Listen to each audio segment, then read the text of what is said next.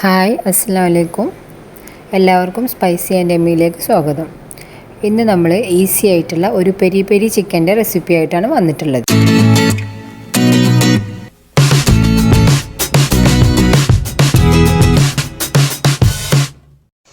Peri peri chicken ഉണ്ടാക്കാൻ വേണ്ടിയിട്ട് 200 gram ചിക്കനാണ് ഇവിടെ എടുത്തിട്ടുള്ളത്.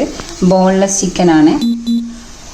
ഒരു പീസ് ബട്ടർ വേണം, ഹാഫ് ലെമണ്, ഒരു 5 അല്ലി വെളുത്തുള്ളി, സൺഫ്ലവർ ഓയിൽ ഒരു 1 ടേബിൾ സ്പൂണ്, ഒരു 1/4 ടീസ്പൂൺ മഞ്ഞൾപ്പൊടി, 1 ടീസ്പൂൺ മുളക് പൊടി, 1 ടീസ്പൂൺ കുരുമുളക് പൊടി, 1/4 ടീസ്പൂൺ ഗരം മസാല, ആവശ്യത്തിന് ഉപ്പ്, പിന്നെ ഒരു ടൊമാറ്റോ, സവാള, ക്യാപ്സിക്കം സ്ക്വയർ പീസായിട്ട് കട്ട് ചെയ്തത്.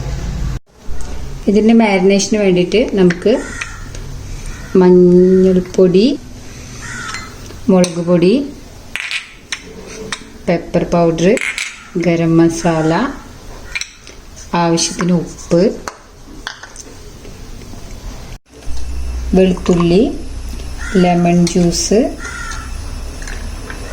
സൺഫ്ലവർ ഓയിൽ, ഇതെല്ലാം മിക്സ് ചെയ്ത് നന്നായി ഒന്ന് ബ്ലെൻഡ് ചെയ്തെടുക്കാം.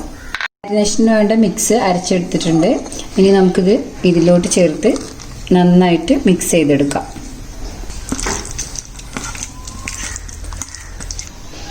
അപ്പോൾ ഇത് നന്നായി മിക്സ് ചെയ്തെടുത്തിട്ടുണ്ട്. ഇനി നമുക്കിതൊരു അരമണിക്കൂർ റെസ്റ്റ് ചെയ്യാൻ വേണ്ടിയിട്ട് വെക്കാം.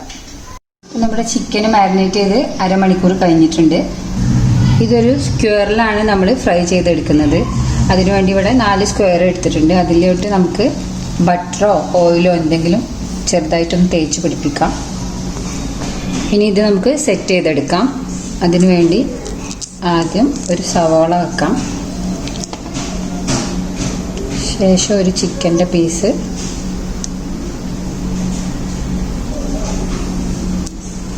പിന്നെ ഒരു ക്യാപ്സിക്കം, പിന്നെ ഒരു ചിക്കൻ പീസ്, പിന്നെ തക്കാളി, അങ്ങനെ മാറി മാറി വെച്ച് കൊടുക്കാം. അപ്പോൾ ഇത് നമ്മൾ സെറ്റ് ചെയ്തെടുത്തിട്ടുണ്ട്. ഇനി നമുക്കിത് ഫ്രൈ ചെയ്തെടുക്കാം. ഇപ്പോൾ ഫ്രൈ ചെയ്യാൻ വേണ്ടിയിട്ട് ഒരു പാന് ചൂടാക്കാൻ വേണ്ടി വെച്ചിട്ടുണ്ട്. ഇവിടെ ഞങ്ങൾ ഗ്രിൽ ചെയ്യണ പാനാണ് ഉപയോഗിച്ചിട്ടുള്ളത്. സാധാ പാനായാലും കുഴപ്പമൊന്നുമില്ല. പാന് നന്നായിട്ട് ചൂടായിട്ടുണ്ട്. ഇനി നമുക്കിത് ഇതിലോട്ട് വെച്ച് കൊടുക്കാം.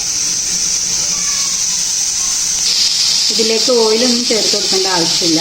നമ്മൾ മാരിനേറ്റ് ചെയ്തപ്പോൾ ഓയിൽ ഉപയോഗിച്ചുകൊണ്ട് അത് തന്നെ ചിക്കനിൽ നിന്ന് ഇറങ്ങി വരും. നമ്മുടെ ചിക്കന് ഒരു 10 മിനിറ്റ് കഴിഞ്ഞിട്ടുണ്ട്. ഇനി ഇതൊന്ന് തിരിച്ചിട്ട് കൊടുക്കാം.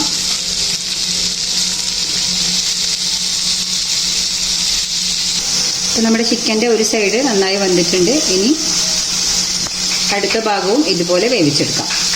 അപ്പോൾ നമ്മുടെ പെരി പെരി ചിക്കൻ റെഡി ആയിട്ടുണ്ട്. ഇനി നമുക്കിതൊരു സെർവിങ് പ്ലേറ്റിലോട്ട് മാറ്റാം. നമ്മുടെ പെരി പെരി ചിക്കൻ സെർവിങ് പ്ലേറ്റിലോട്ട് മാറ്റിയിട്ടുണ്ട്. എല്ലാവരും ട്രൈ ചെയ്ത് നോക്കുക, ഫീഡ്ബാക്ക് അറിയിക്കുക.